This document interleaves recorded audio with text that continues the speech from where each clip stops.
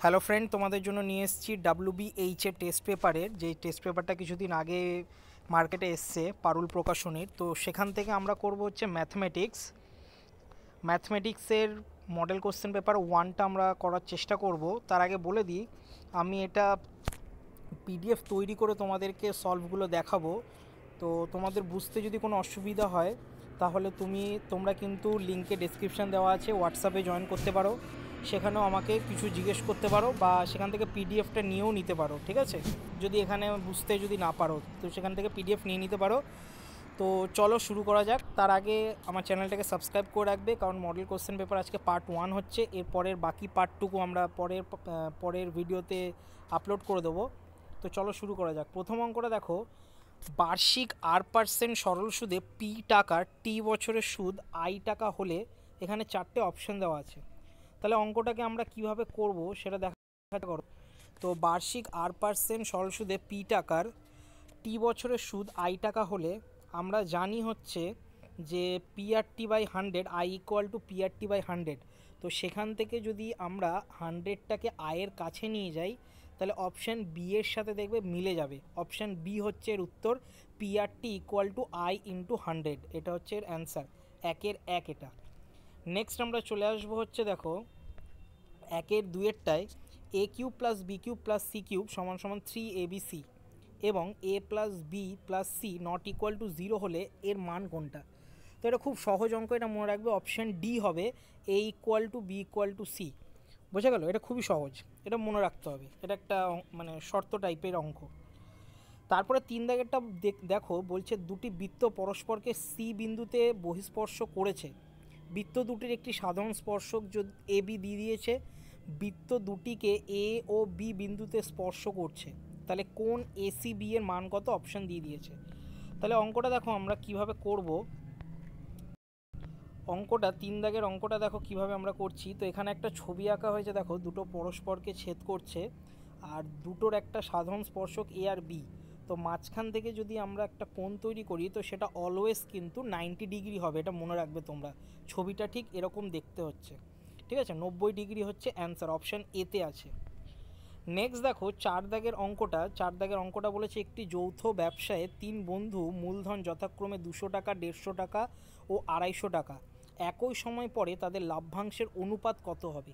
তো এই অঙ্কগুলোতে কি করবে, চোখ কান বন্ধ করে 200:150:250 করে দেবে। তো সেখান থেকে তোমার অপশান কিন্তু চলে আসবে, দেখো 4:3:5। এটা তোমরা কিন্তু অ্যান্সার পেয়ে যাবে। এবার অপশানটা দেখে নেবে কত নম্বর অপশানে আছে। 5 দাগের অঙ্কটা দেখো, একটি গোলক ও গোলকের পরিলিখিত ঘনকের আয়তনের অনুপাত চেয়েছে। তো মনে রাখবে যে গোলকের পরিলিখিত মানে হচ্ছে গোলকটা বাইরে হচ্ছে ঘনক, মানে ঘনকের ভেতরে রয়েছে একটা গোলক। তাহলে আমরা জানি যে গোলকের সূত্র হচ্ছে 4/3πr³। আর আমরা এটাও জানি যে যে কোনো ঘনকের আয়তনের সূত্র হচ্ছে বাহু কিউব মানে A³। কিন্তু এখানে মনে রাখবে এই যে আমরা ভেতরে যে বৃত্তটা আঁকছি সেটা কিন্তু গোলকই, কিন্তু বৃত্তের মতন কাজ করছে। তার মানে কি, এর যদি পুরো ব্যাসটা আমরা নিই তাহলে ব্যাসটাই হচ্ছে একটি ঘনকের একটি বাহুর দৈর্ঘ্য আমরা বের করতে পারবো। তাই এর জায়গায় দেখো আমরা লিখেছি 2r, যেহেতু পুরো ব্যাসটাকে 2r ধরা হয় তাই তার কিউব। তাহলে দেখো 2r এর কিউব করলে 8r³ বেরোবে, দুদিক থেকে r³ কেটে যাচ্ছে। 4, 4কে 8 দিয়ে কাটাকুটি করলে 2 হয় আর 3টা ক্রস গুণ হয়ে যাবে, মানে 3টা 2-এর পাশে চলে আসলে গুণ হয়ে 6 হয়ে যাবে। তাহলে অপশান সিতে পাবে দেখবে π/6। ঠিক আছে, নেক্সট আমরা অঙ্কে আসবো। দেখো 6 দাগেরটা বলছে ও কেন্দ্রীয় বৃত্তের AB ও CD দুটি সমান জ্যা। ও বিন্দু থেকে AB জ্যায়ের দূরত্ব 4 সেমি হলে CD জ্যায়ের দূরত্ব কত? খুব সোজা, মনে রাখবে কেন্দ্র থেকে দুটো যদি সমান জ্যা থাকে তাহলে তাদের দূরত্ব সমানই হবে, মানে এটা 4 সেন্টিমিটার হলে তার পরেরটাও 4 সেন্টিমিটারই হবে। তাহলে অপশান দেখে নেবে বিতে আছে 4 সেন্টিমিটার। নেক্সট আমরা চলে আসবো 2-এর-1 শূন্যস্থান পূরণ। এখানে বলেছে P টাকা বার্ষিক R% চক্রবৃদ্ধি সুদের হারে অর্জিত সুদ ত্রৈমাসিক হলে n বছরে সমূল চক্রবৃদ্ধি কত হবে? তো এটা মনে রাখবে যে মানে 3 মাস অন্তর অন্তর যদি টাকা দেয় তাহলে কিন্তু তার একটা সূত্র আছে, P × 1 + R/4n। বুঝে গেল? এটা এই সূত্রটা মনে রাখবে, ঠিক আছে? সূত্রটা এইভাবে এসছে, তোমরা একটু দেখে নিও। নেক্সট আমরা আসবো দেখো যে 3:5 অনুপাতটি ট্রিপলেট মানে কত হবে, মানে এটার যদি ঘন করি তাহলে কত হবে, তাহলে 3-এর ঘন করলে 27 হয় আর 5-এর ঘন করলে 125 হয়। এটা খুব ইজি অঙ্ক একটা। 3 দাগেরটা বলেছে একই বৃত্তের সমান চাপের দ্বারা গঠিত বৃত্তস্থ সকল কোণই সবসময় মনে রাখবে সমান হয়। তারপরে দেখো 3, 4 এবং 6-এর চতুর্থ সমানুপাতটা কি? চতুর্থ সমানুপাত বের করার সূত্র হচ্ছে দ্বিতীয় গুণ তৃতীয় বাই প্রথম। এটা কিন্তু মনে রাখবে, দ্বিতীয় গুণ তৃতীয় বাই প্রথম। তাহলে 4কে 6 দিয়ে গুণ করে 3 দিয়ে ভাগ করেছি, তাহলে দেখবে অ্যান্সার 8 বেরোবে। 5 দাগেরটা দেখো 8 মিটার দৈর্ঘ্যের ব্যাসার্ধ বিশিষ্ট একটি নিরেট অর্ধগোলক থেকে সর্ববৃহৎ যে নিরেট শঙ্কু কেটে নেওয়া হলো তার আয়তন কত? তো শঙ্কুর আয়তনটাই হচ্ছে কেটে নেওয়া শঙ্কুর আয়তন। একই মানে শঙ্কুর আয়তনের সূত্রটা ফেললেই কিন্তু ওই আয়তনটা পেয়ে যাবে। তো শঙ্কুর আয়তনের সূত্র হচ্ছে 1/3 পাই আর কিউব, এটা মনে রাখবে। তারপরে দিয়েছে 6 নম্বর বৃত্তস্থ ড্যাশ একটি আয়তক্ষেত্র। তো বৃত্তস্থ সামান্তরিক সবসময় আয়তক্ষেত্র হয়, এটা মনে রাখবে। বার্ষিক 12% চক্রবৃদ্ধি সুদের হারে 100 টাকার 1 মাসের সুদ 1 টাকা, এটা সত্য না মিথ্যা? তো এর অঙ্কটা তোমাকে কষে দেখতে হবে সত্য মিথ্যার জন্য।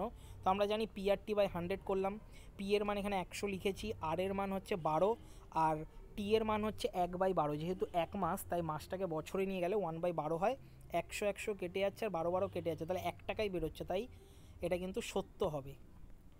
নেক্সট এ হচ্ছে 2 মাইনাস √3 আর বি হচ্ছে 2 মাইনাস √3 ইকুয়াল টু 1 হলে A² মাইনাস B² মান কত হবে? তো দেখবে এখানে এটা মাইনাসই আছে বইয়ে, কিন্তু উত্তর কিন্তু এটা সত্য আছে, ঠিক আছে? কিন্তু এটা মাইনাস ধরে করলে কিন্তু এটা মিথ্যা বেরোচ্ছে। কিন্তু বইয়ে যে তোমাদের যে টেস্ট পেপারটা আছে তার অ্যান্সার পেপারে যখন দেখবে তখন দেখবে এটা কিন্তু সত্য লেখা আছে। সত্য একমাত্র কারণেই হবে যদি এখানে এই যে বি এর পাশে বি এর সাথে যে গুণটা আছে 2 মাইনাস √3 সেখানে 2 প্লাস √3 হওয়ার কথা, তাহলে কিন্তু একমাত্র সত্য হবে। কিন্তু প্রিন্টিং মিস্টেক হলে তো কিছু করার নেই, অঙ্কটা আমাদের সেই অনুযায়ী করতে হবে। তো সেই অনুযায়ী মিথ্যা হচ্ছে। কেন হচ্ছে দেখো, এর মান আমরা বের করেছি হচ্ছে করণীয় করে 2 প্লাস √3, বি এর মানও বের করেছি 2 প্লাস √3। তাই A² মাইনাস B² যদি সূত্র ফেলো A plus B into A minus B, তারপরে মান যদি বসিয়ে দাও তাহলে দেখো 0 আসছে, কিন্তু এখানে বলেছে 8√3 আসবে, তাই এটা কিন্তু মিথ্যা। তারপরে দেখো একটি বৃত্তস্থ চতুর্ভুজের বিপরীত কোণগুলো পরস্পর পূরক হয় না, এটা একদমই না, সম্পূরক হয় এর অরিজিনাল অ্যান্সার, তাই এটাও কিন্তু মিথ্যা।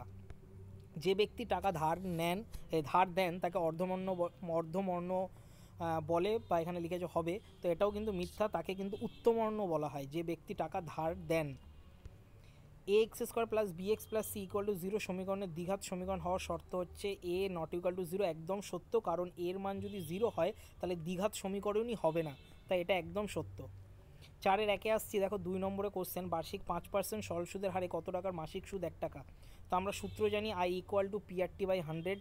তাহলে এখানে দেখো পি এর জায়গায় পি লেখা হয়েছে, আই এর জায়গায় 1 টাকা লিখেছি, আর এর জায়গায় 5% লিখেছি, টি এর জায়গায় 1/12, কারণ 1 মাস বলেছে তাই।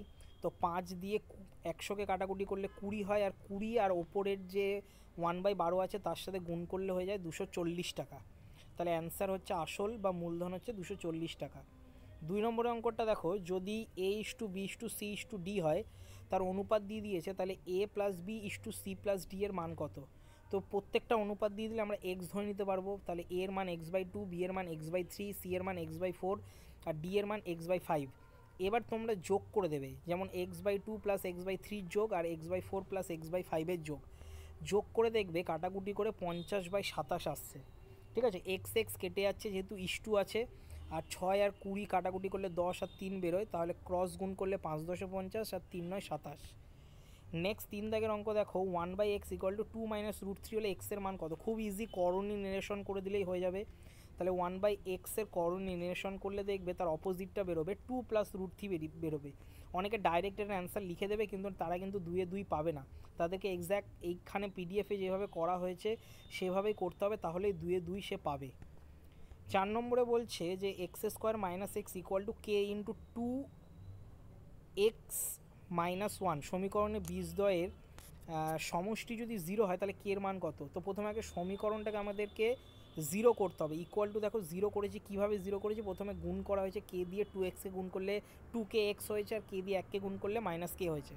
এবার 2kxকে এই পাশে নিয়ে আসা হয়েছে, তো মাইনাস 2kx হয়েছে, মাঝখানে দুটো এক্স থেকে কমন নেওয়া হয়েছে, তাহলে আমরা ওটা পেয়ে গেলাম বি এর মান। এবার মনে রাখবে মাঝখানে যে ব্র্যাকেটে যেটা আছে সেটাকে বলা হয় সমষ্টি, আর লাস্টে যে ধ্রুবক পদটা পড়ে থাকে তাকে বলা হয় তোমার গুণফল, বীজদ্বয়ের গুণফল। মানে কেটা যেটা সেটা হচ্ছে বীজদ্বয়ের গুণফল, আর 1+2k যেটা সেটা হচ্ছে বীজদ্বয়ের সমষ্টি। তো অঙ্কে বলেই দিয়েছে বীজদ্বয়ের সমষ্টি 0 হবে, তাই 1+2k = 0 করেছি আমরা।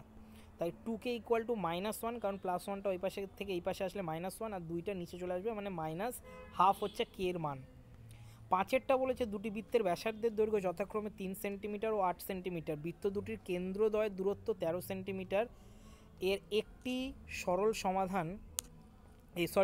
সরল সাধারণ স্পর্শকের দৈর্ঘ্য কত। তো দেখো প্রথম যে পার্টটা করা আছে এটা কিন্তু কাটা, ঠিক আছে, এটা কিন্তু তোমরা করবে না। এই যে সেকেন্ড ছবি যেটা সেটা কিন্তু তোমাকে করতে হবে, ফার্স্ট ছবিটা কাটা হয়নি, ভুল করে এখানে করা হয়ে গেছে। তো এখানে দেখো এই ছবিটা অনুযায়ী করতে হবে, একটা 3 সেন্টিমিটারে আছে, একটা 8 সেন্টিমিটারে আছে। তো 3 সেন্টিমিটার 8 সেন্টিমিটার থেকে 3 সেন্টিমিটার যদি বাদ দাও তাহলে 5 সেন্টিমিটার মাঝখানে একটা বৃত্ত হবে, বোঝা গেল। মানে যেটা বড় বৃত্ত তার মাঝখানে একটা 5 সেন্টিমিটারের বৃত্ত আঁকতে হবে। কেন আঁকতে হবে? কারণ এটা ডিফারেন্স করে মাঝখানে আঁকতে হয়। যারা সম্পাদ্য করেছো যে সাধারণ স্পর্শক যদি দুটো বৃত্তের আঁকতে হয় তাহলে তারা এই নিয়মটা জানো।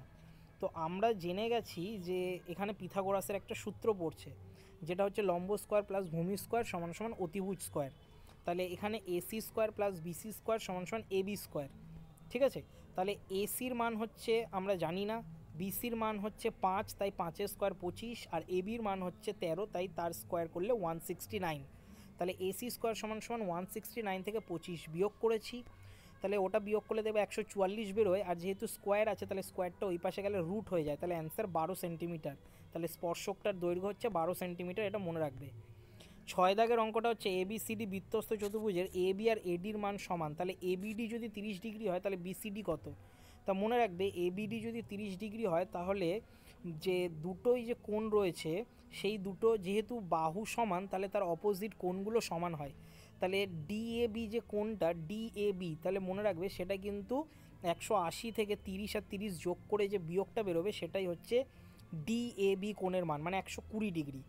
এবার বিসিডি কীভাবে বের করবো? তোমরা জানো যে পরস্পর হচ্ছে সম্পূরক হয়, মানে 180 ডিগ্রি হয়, মানে অপোজিট কোণগুলো বা অ্যাঙ্গেলগুলো সবসময় 180 ডিগ্রি হয়। তাহলে আমরা যদি 180 থেকে যদি 120 বাদ দিয়ে দিই তাহলে 60 ডিগ্রি পাবো, সেটাই কিন্তু বিসিডি কোণের মান। তাহলে বিসিডি কোণের মান কিন্তু 60 ডিগ্রি বেরোবে। তোমরা অঙ্কটা কিন্তু দেখে নিও। 7 দাগের অঙ্কটা বলছে ও কেন্দ্রীয় বৃত্তের 26 সেমি দূরে অবস্থিত এ বিন্দু থেকে অঙ্কিত স্পর্শকের দৈর্ঘ্য 10 সেমি হলে বৃত্তের ব্যাস কত। তো আমরা এটা খুব ইজিভাবে এটা বের করতে পারবো। এটা আমাকে বের করতে হবে লম্বটা। তাহলে এটাও পিথাগোরাসের সূত্র অনুযায়ী OB square plus AB square equal to O A square. আমরা ওবির মান জানি না, এবির মান হচ্ছে 10, তাই 10-এর স্কোয়ার 100, ও এর মান হচ্ছে 26, তাহলে 26-এর স্কোয়ার করলে হচ্ছে 676। 100টা ওই পাশ থেকে এই পাশে আসলে 676 থেকে 100 বাদ দিলে 576 হয়, এবং 576-এ বর্গমূল করতে হবে কারণ ওখানে স্কোয়ার আছে, তাই বর্গমূল করলে হচ্ছে 24 সেমি। তা 24 সেমি যেটা বেরোলো সেটা হচ্ছে অ্যাকচুয়ালি ব্যাসার্ধ, আমাকে অঙ্কেতে ব্যাস বের করতে বলেছে, তাই ব্যাস মানে হচ্ছে 24কে আরও 2 দিয়ে গুণ করতে হবে, তাহলে বেরোবে 48 সেন্টিমিটার, এটা হচ্ছে ব্যাস।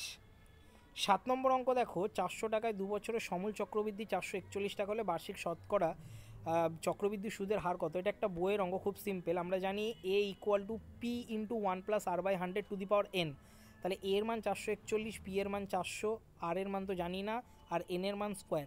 400টা দেখো 441-এর নিচে এনেছি, তাহলে 441 আর 400 যদি বর্গমূল করি, কেন বর্গমূল করব? কারণ এই পাশে স্কোয়ার আছে, তাই স্কোয়ারটা তুলে দিলে বর্গমূল করতে হবে, তাহলে 21/20 বেরোবে। তাহলে 21/20 পাশে একটা 1 এনেছি, কারণ ওই পাশে 1 ছিল প্লাসে, তাই এই পাশে আনলে -1। তারপরে লসাগু করে দেখবে 1/20 আসছে, আর এই পাশে হচ্ছে 100, 20কে 100 দিয়ে কাটলে 5 হয়, তাই আর এর মান হচ্ছে 5%। তো এতদূর পর্যন্তই কিন্তু আজকে আমি আপলোড করেছি। এর পরবর্তী নেক্সট পার্টটা আমি কয়েক ঘন্টা পর আমি আপলোড করে দেবো। তার জন্য কিন্তু তোমরা চ্যানেলটাকে সাবস্ক্রাইব করে রেখো এরকম ভিডিও পাওয়ার জন্য। শুধু ম্যাথ নয়, আমি ফিজিক্সের অঙ্ক দেওয়ার চেষ্টা করব, ফিজিক্সের ফুল পেজ দেওয়ার চেষ্টা করব, অঙ্কেরও ফুল পেজই পাবে তোমরা। তো চ্যানেলটাকে সাবস্ক্রাইব করে রেখো এবং পাশে যে বেল আইকনটা রয়েছে সেটাকে ক্লিক করে রেখো, এবং যদি কোনো সমস্যা হয় তাহলে কিন্তু দেখবে আমার যে করেছি আমরা সেখানে কিন্তু তোমরা ক্লিক করতে পারো, ঠিক আছে, যে ডেসক্রিপশন দেওয়া আছে সেখানে তোমরা ক্লিক করতে পারো এবং হোয়াটসঅ্যাপে জয়েন করতে পারো। ধন্যবাদ।